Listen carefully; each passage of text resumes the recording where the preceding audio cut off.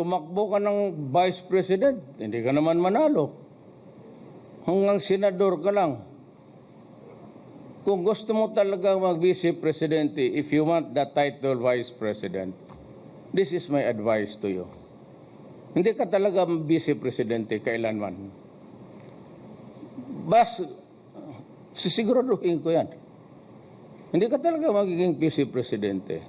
Now, if you want that title badly, what you should do is you create a private corporation,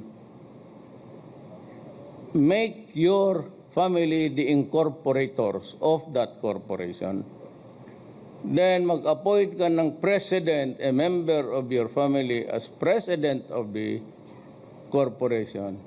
Then, find a way that you will be seated as the vice president of that corporation.